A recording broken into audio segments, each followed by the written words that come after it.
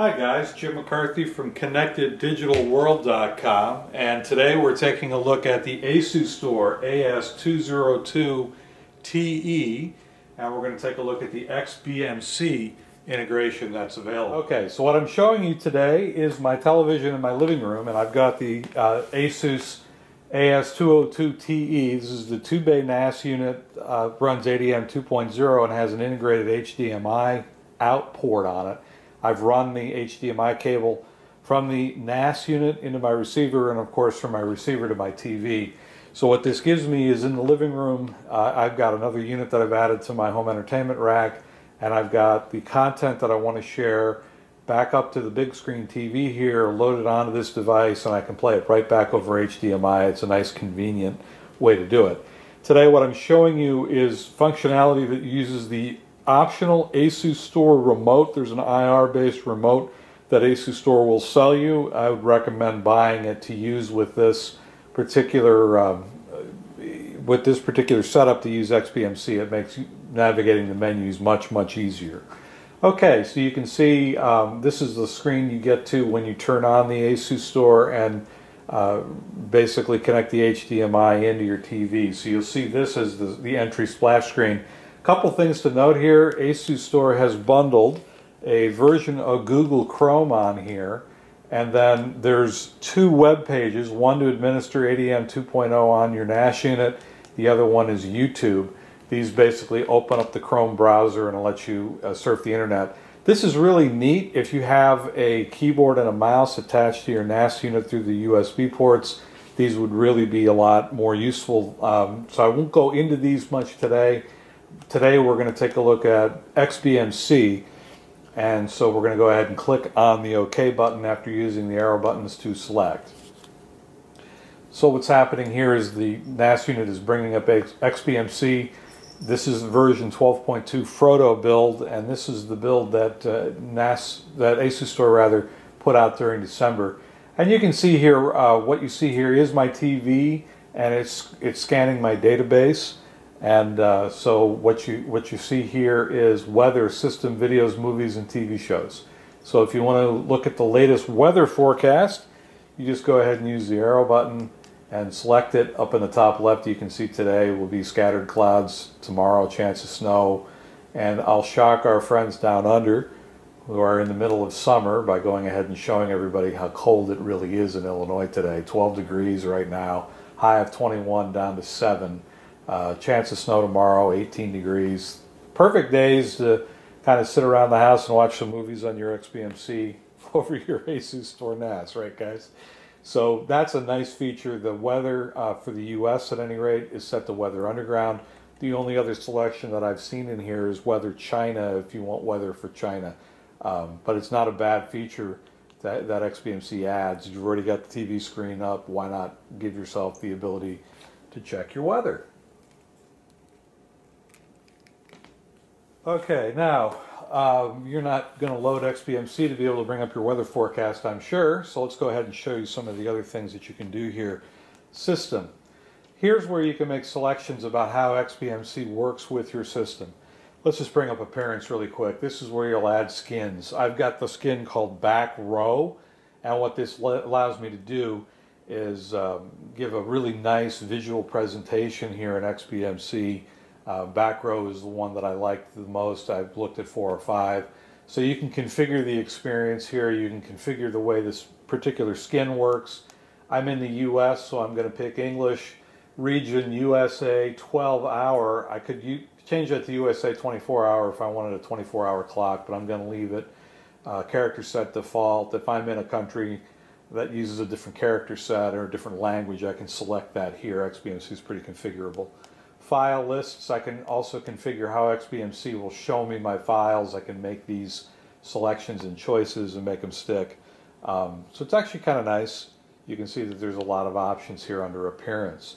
Under add-ons, let's go here. Here's where you can configure some more. So I've got these enabled add-ons that you'll see here: album information, artist information, movie information, etc., etc. Most of these were loaded for me already, but if I wanted to change them, I could come down here to get add-ons, click here, on the xbmc.org for add-ons and then start flipping through them. So you can see that you can actually go and get more to change the way that your XBMC works, and you can also install from a zip file if you want to download them from the internet and install them. So you've got a lot of ways that you can go ahead and make changes to your XBMC.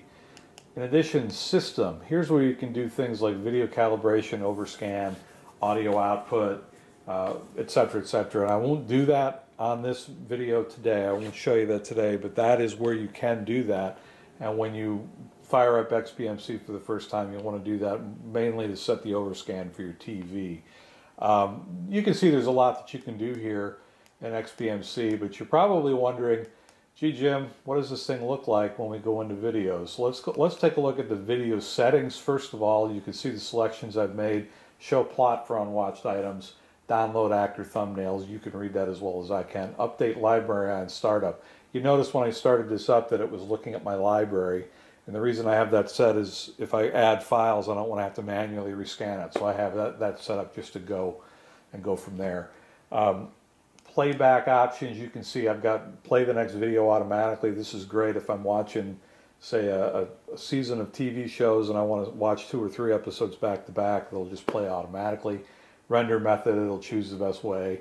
You know, you can see that as well as I can. You can see there's an awful lot of configurability here. File lists, you know, you can see here default select action is to play. Extract thumbnails and video information if they're in the file already. You can see what I've done here on file lists. Subtitles, I have them turned off, but you can in fact turn them on if you wish to have them. Some people really need them, especially if you've got someone who may be hearing impaired in your family, so XBMC does support subtitles. It's pretty good support too. So that's how you do that stuff. Now I'm going to hit the home button here, and instead of fooling around inside system, let's go over and look at TV shows. I've got a couple of TV shows. You can see here that the last couple episodes of Outsourced, which was a show that aired here in the United States a couple of years back, I loaded those on. Those are the latest ones that have been loaded. Let's go ahead and select TV shows, and you can see that I've got 2 TV shows. You'll see in a second here that I've got 2 TV shows available. I've got Entourage and Outsourced. Let's click on Entourage. So you can see I've got the whole synopsis. I've got the fan art here. I've got the number of episodes that are included, when it was, the genre, the rating, and I've got 88 unwatched episodes. Let's go ahead and click the OK button, and you can start to see here's all seasons. Here's season 1, which is 8 episodes. Let's come down to season 4, just to show you season 4. And then, you know, here's Welcome to the Jungle. This is the first one from that season, and you can see on the side, on the left-hand side here, it's showing you the main actor, and it's showing you a synopsis along with, this is SD 480, you know, AAC audio. You can kind of see what's going on here. To play it, all I do is hit OK. So I point at it and hit OK. You can see playback will start in a second here. Boom, there you go. Show me my HBO splash screen, and you'll see the actual video here in a second. Silencio, por favor. Estamos rodando. I've paused this. I've noticed the playback works pretty well. I haven't had many issues at all. XBMC seems to handle everything I've thrown at it. I do mostly MP4, Blu-ray, DVD, or Blu-ray rips. I'm sorry, DVD rips or DVDs that I already own. But I've been able to get a hold of a couple MKV files, and I've played them on XBMC in this, and it works just fine. So pretty decent support. You can see that looks nice. If I want to replay it, I just hit play on the remote. Hit pause on the remote, just similar to using a DVD player, which is what my wife always says, why am I streaming this? I can give her an easy to use remote. So you can see that's the TV functionality, TV show functionality. Movies work similarly. I'll go ahead and I'll hit the home button to bring that back up. Come on. Come on. Okay, so I've hit the home button, and I'm going to go ahead and select movies here. So I just hit the OK button to select the movies listing here, and it should bring it up here shortly. There we go. Okay, you can see I've got the cover art loaded here for several movies, and let's go and look at the Parent Trap from 1961, I believe is the version that I've got here, the old one. where everyone smokes and drinks lots of hard alcohol during the entire movie. You notice down in the bottom left, the Welcome to the Jungle episode of Entourage is still showing. I could restart that if I wanted to, but here I'm just going to go ahead and start the Parent Trap over it. So I hit OK, and boom.